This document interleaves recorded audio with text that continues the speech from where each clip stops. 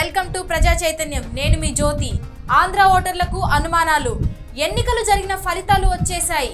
ఎవరికి వారికి శాఖలు కేటాయించబడ్డాయి. శాఖ పనుల్లో బిజీగా ఉన్నారు. ఓడిపోయిన వారికి ఓదార్పు, విజయం సాధించిన వారికి ప్రశంసలు వెల్లువెత్తుతూనే ఉన్నాయి. ఇక పబ్లిక్ మొదలైంది అనుమానాల ఘోష.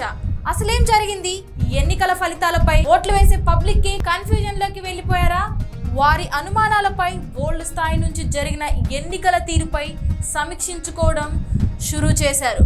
వైసీపీ పాలనపై విసుగు చెంది గద్దె దించాలని స్పష్టమైన ఆలోచనతోనే ఏపీ పబ్లిక్ ఉన్నారనేది వాస్తవం. 2 చోట్ల రాజధాని అంశం అంటే అమరావతి రాజధాని, విశాఖ రాజధాని అంశం ఆధారంగా తీసుకొని మరి వైసీపీ కీలక తీర్పును ఇచ్చారు. ఆంధ్రులు కూటమి నేతలను గెలిపించాలనే ఆలోచన ఫలించింది, కానీ ప్రతిపక్షమే లేనంతగా ఫలితం మేమేం ఇవ్వలేదనే భావనలో ఉన్నారు. ఉన్న ప్రభుత్వాన్ని వదులుకొని అధికారాన్ని వేరే వాళ్ళ ఇచ్చేశాం, కానీ ప్రతిపక్షాన్ని వదులుకోవడానికి కాదని అంటున్నారు.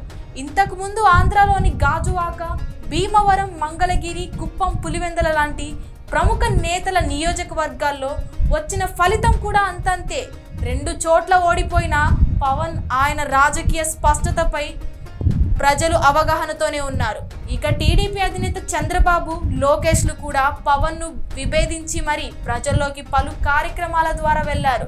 ఎన్నికల దగ్గర పడుతున్న కొద్ది వారి ఆలోచనలు ప్రజల కోసమే అంటూ పొత్తును ఏర్పాటు చేసుకున్నారు. ఆంధ్రులకు అధిక ధైర్యాన్ని ఇచ్చేలా చేశారు. సమయం లేకపోయినా వైసీపీ చేసిన సంక్షేమం ఆధారంగా పలు సర్వే సంస్థలు మళ్ళీ వైసీపీకే ప్రజలు పట్టం కడతారంటూ ప్రచారం చేశారు. ఏదేమైనా పొత్తుల్లో భాగంగా 3 పార్టీలు టీడీపీ, జనసేన, బీజేపీ వచ్చిన ఫలితాలు వాస్తవం కాదనే భావన. పొత్తుల్లో భాగంగా పవన్కు ఇచ్చిన 21 సీట్లకు 21 స్థానాలు గెలవడం అంటే ఆ 21 స్థానాల్లో ఏ వైసీపీ నేతలు బాగా పనిచేయలేదా? లేకుంటే ప్రజాసేవకు అర్హులు కారా? ప్రతిపక్షానికి అర్హులు కారా? మరి బీజేపీ 11 స్థానాలు రావడం, వాళ్ళల్లో ఎక్కువగా కొత్త వారే ఉండటం, దీంతో ఎలక్షన్ కమిషన్ ఎన్నికల తీరుపై సర్వత్ర విమర్శలు వెల్లువెత్తాయి. మరి తీర్పు అధికారం, అభివృద్ధి మార్పులకే తప్ప ప్రశ్నించే గొంతుకైనా ప్రతిపక్షం లేకుండా మాత్రం కాదు. ఎన్నికలపై పలు అనుమానాలు ఉన్నాయి. దీనికి తెరపడాల్సిందే అంటున్నారు.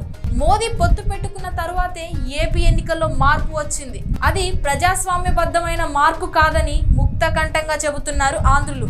దేశంలోని ఏదైతే ఎన్డీఏకు ప్రత్యామ్నాయం సరైన ప్రతిపక్షం లేకుండా ఉందో, అదేవిధంగా రాష్ట్రాల్లో కూడా ప్రతిపక్షాలు లేకుండా క్లీన్ చీట్ అధికారం కోసం మోదీ ఏదో మోసమంత్రం వేశారనేది ఇక్కడ స్పష్టంగా అర్థమవుతుంది.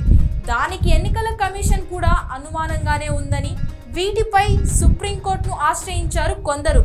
గెలవాల్సిన సీట్లు ఓడిపోవడమే గాక అవసరమైన ఎంపీ సీట్లు బీజేపీకి రావడంపై కూడా అనుమానాలే.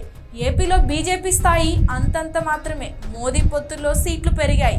3 కూటమి నేతలు కలిసి మాకు భరోసా ఇచ్చి కుట్ర కోణంలో ఓట్లు సంపాదించి విజయం సాధించారు. ఇది నిజమైన విజయం కాదని, ఖచ్చితంగా ప్రతిపక్షం ఉండి తీరాల్సిందేనని అంటున్నారు ఆంధ్రులు. ఇక ఇతర రాష్ట్రాల్లోని పరిస్థితి చూసినా అదే తీరు. ఇక్కడ ఓట్లు వేసే విషయంలో ఏదో జరిగిందనే భావన బలంగా బయటకు ప్రదర్శిస్తున్నారు. వేరెవ్వరు రాష్ట్రంలోని పలుమార్లు ప్రభుత్వాన్ని ఏర్పాటు చేసిన పార్టీలకు కూడా ఘోరమైన పరాజయం తప్పలేదు. అక్కడి పబ్లిక్ టాక్ కూడా ఇదే.